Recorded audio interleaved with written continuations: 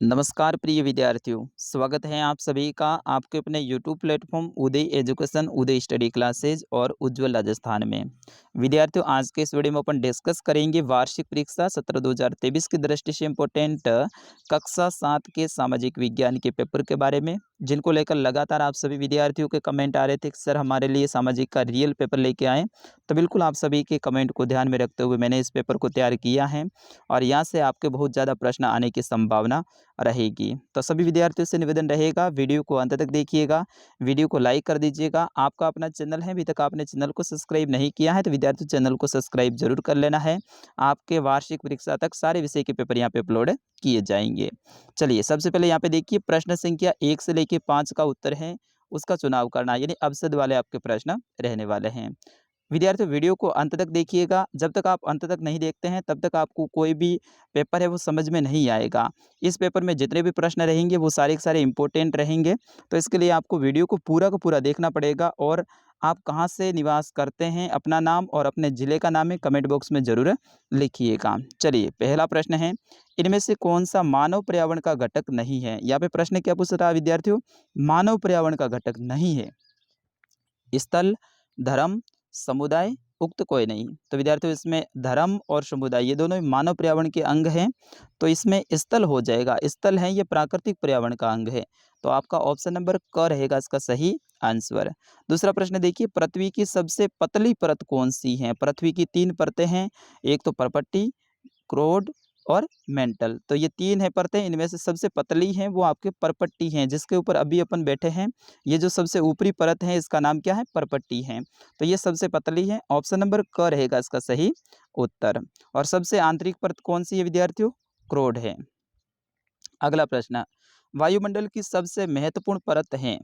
वायुमंडल की सबसे महत्वपूर्ण परत है विद्यार्थियों वो शोभ मंडल है। तो ऑप्शन नंबर क रहेगा इसका सही आंसर।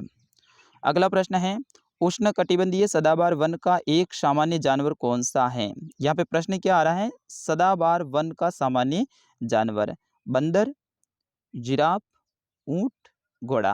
तो विद्यार्थियों इसका सही आंसर होगा जिराफ, ऑप्शन नंबर ख रहेगा इसका सही आंसर। ये है आपके सदाबहार उष्णकटिबंधीय सदाबहार वन का जानवर है, बाकी बंदर वगैरह ये सब जगह पे पाए जाते हैं। अगला प्रश्न देखिए, यातायात का कौन सा साधन पर्यावरण को प्रदूषित नहीं करता है। यानी अपने जो साधन है उनमें से ऐसा कौन सा साधन है जो कि पर्यावरण को प्रदूषित नहीं करता, मतलब आवाज़ नहीं निकालता है, धुआं नहीं निकालता है।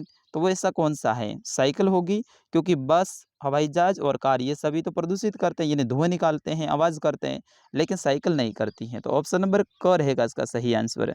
विद्यार्थियों, आपको पेपर पसंद आ रहा है तो आप लाइक ज़रूर कीजिएगा। चलिए अगला प्रश्न है, विश्व में कौन से 2 प्रकार के रेगिस्तान पाए जाते हैं। तो विद्यार्थियों, विश्व में है वो 2 प्रकार के रेगिस्तान पाए जाते हैं। एक तो ठंडा रेगिस्तान, कौन सा, ठंडा रेगिस्तान, और दूसरा पाया जाता है उसका नाम है गर्म रेगिस्तान। कौन सा विद्यार्थियों, गर्म रेगिस्तान। अपने भारत में ठंडे रेगिस्तान की बात करें तो कौन सा हो जाएगा, लद्दाख का रेगिस्तान। कौन सा विद्यार्थियों, लद्दाख का। और गर्म रेगिस्तान की बात करें तो थार रेगिस्तान या फिर थार मरुस्थल।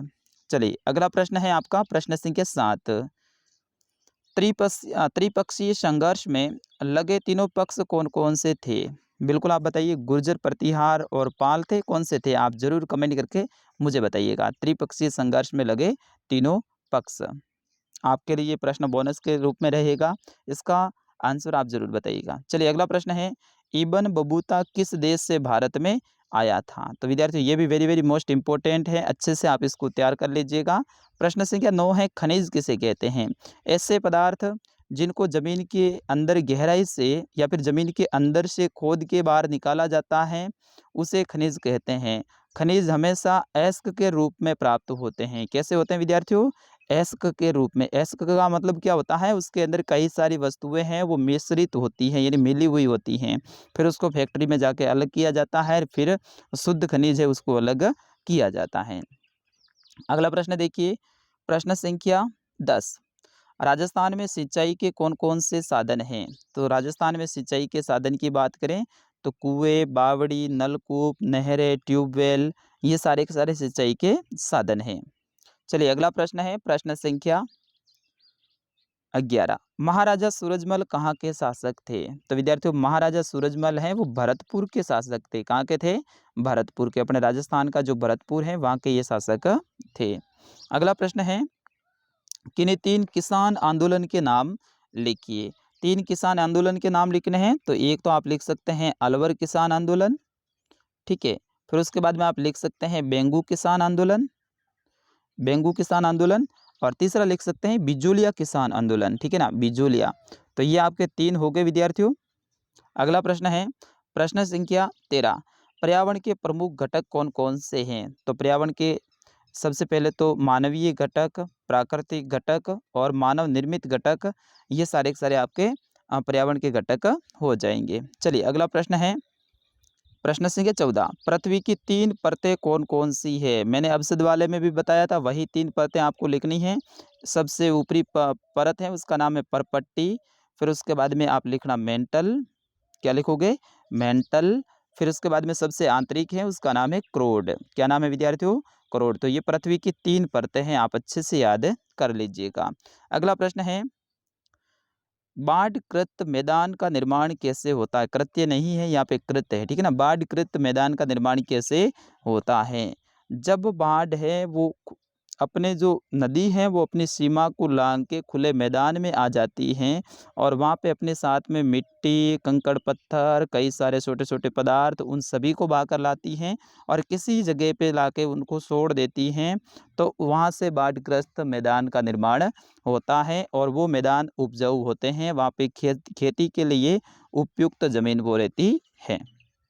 अगला प्रश्न है, मध्याह्न भोजन कार्यक्रम क्या है? इस कार्यक्रम के 3 लाभ बताइए।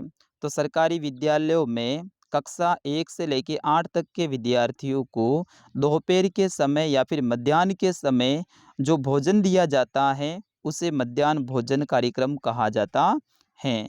और इनके 3 लाभ हैं, इसमें स्कूलों में बच्चों का ठहराव होगा, गरीब परिवार से ताल्लुक़ रखने वाले बच्चे भी पढ़ेंगे और इससे बच्चों की जो पौष्टिक आहार है वो भी उनको मिलेगा। तो इस तरह से 3 लाभ भी आप बता सकते हैं। अगला प्रश्न है, प्रश्न संख्या 17। लोकतंत्र में सार्वभौमिक वयस्क मताधिकार क्यों महत्वपूर्ण है? सार्वभौमिक वयस्क मताधिकार का मतलब क्या होता है विद्यार्थियों?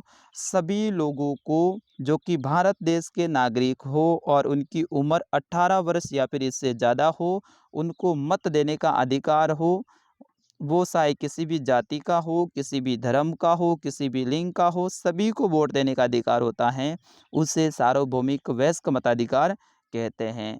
ये क्यों महत्वपूर्ण है? सार्वभौमिक वयस्क मताधिकार से सभी लोगों को अपने अपने नेता चुनने का अधिकार मिलता है और वो अपने हिसाब से उचित व्यक्ति का चुनाव करके अपने लिए नेता का चुनाव करते हैं। तो इसलिए ये महत्वपूर्ण है। अगला प्रश्न है, आपके राजनीति विज्ञान की जो बुक है उसका प्रश्न है कि रंजन को इतना अधिक पैसा क्यों खर्च करना पड़ा?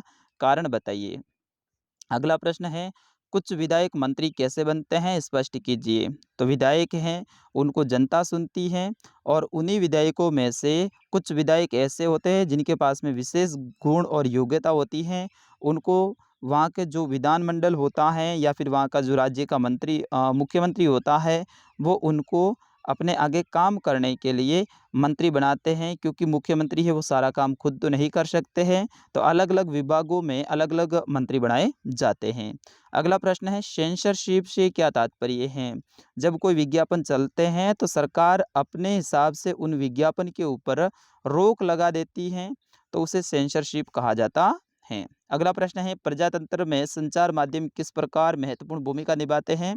संचार माध्यम कौन से होते हैं विद्यार्थियों? रेडियो, टीवी यानी टेलीविज़न, समाचार पत्र, विभिन्न प्रकार की पत्र पत्रिकाएँ, ये सारे क्या होते हैं? जनसंचार के माध्यम होते हैं। इसमें अब तो इंटरनेट भी जुड़ गया है। तो ये क्यों भूमिका निभाते हैं? तो ये सूचनाओं का आदान प्रदान करते हैं। अगला प्रश्न है, प्रश्न संख्या 22। पांडुलिपियों के उपयोग में इतिहासकारों के सामने कौन कौन सी समस्याएं आती हैं? तो पांडुलिपियों के उपयोग में इतिहासकारों को मूल प्रतिलिपि सबसे पहले तो उनको नहीं मिलती हैं, क्योंकि वो प्रतिलिपि की प्रतिलिपि बनाए हुए ऐसे ही आती हैं, यानी मूल कॉपी है वो नहीं मिलती हैं। उनकी भाषा से पढ़ने संबंधी समस्या भी आती हैं, ठीक है ना? और ठीक ढंग से पूरी की पूरी पांडुलिपियाँ नहीं मिलती हैं, वो काफ़ी पुरानी होने के कारण टूटी-फूटी मिलती हैं, ये सारी समस्याएँ आती हैं। ये थोड़ा-सा बड़ा है इसका उत्तर, ठीक है ना? अगला प्रश्न है, एक राज्य के रूप में संगठित हो जाने के बाद जनजातीय समाज कैसे बदला? और प्रश्न संख्या 24 है, लद्दाख रेगिस्तान और थार रेगिस्तान की तुलना करनी है। तो विद्यार्थियों, ये था कक्षा 7 का सामाजिक विज्ञान का पेपर। मैं आशा करता हूँ आपको पसंद आया होगा। पसंद आया है तो इस पेपर को ज़्यादा से ज़्यादा शेयर कीजिएगा, लाइक कीजिएगा और अगला किस विषय का पेपर चाहिए वो ज़रूर कमेंट में बताइएगा। धन्यवाद।